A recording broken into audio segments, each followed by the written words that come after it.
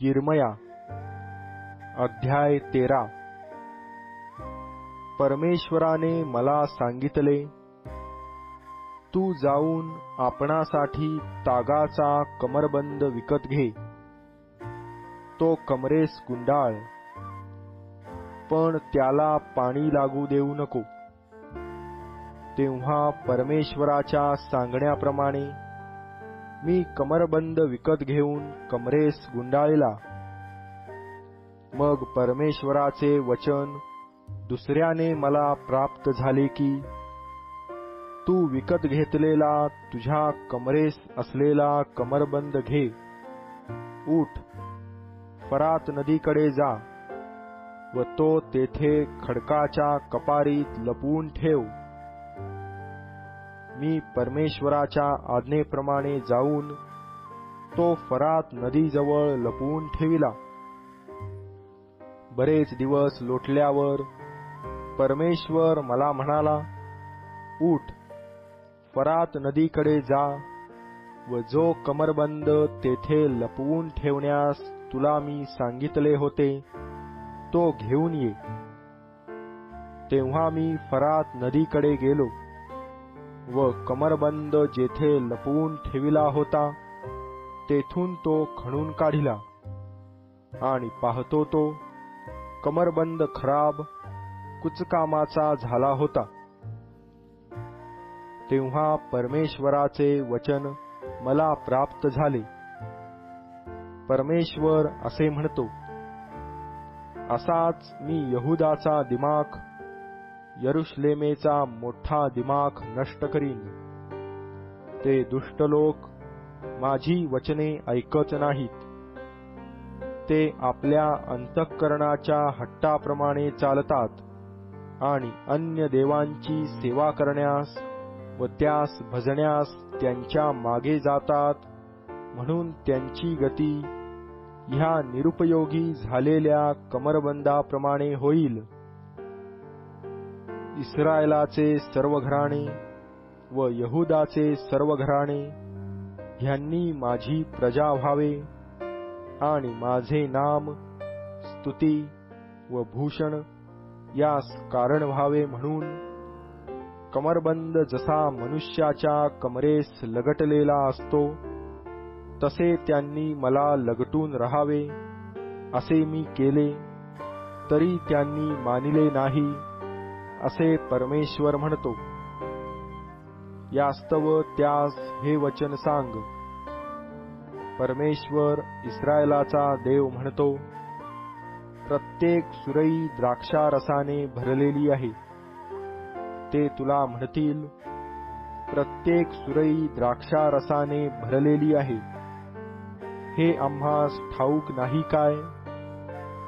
तेव्हा त्यास तू सांग, पहा, परमेश्वर म्हणतो, मी या देशाचे सर्व रहिवासी, म्हणजे दाविदाच्या गादीवर बसणारे राजे, याजक, संदेष्टे व सर्व यरुशलेम निवासी यास मद्याने मस्त करीन।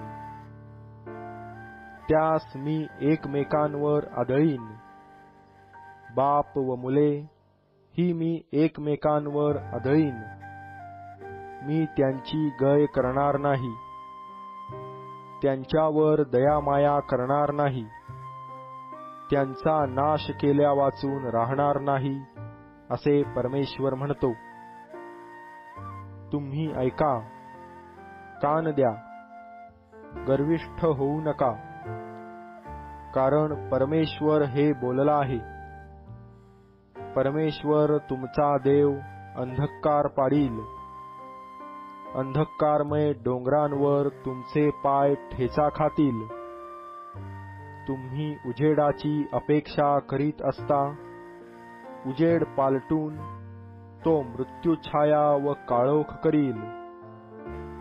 त्यापूर्वी त्याला थोर माना, पण तुम्ही ऐकले नाही, तर तुमच्या गर्वामुळे माझे हृदय एकांती शोकाकुल होईल।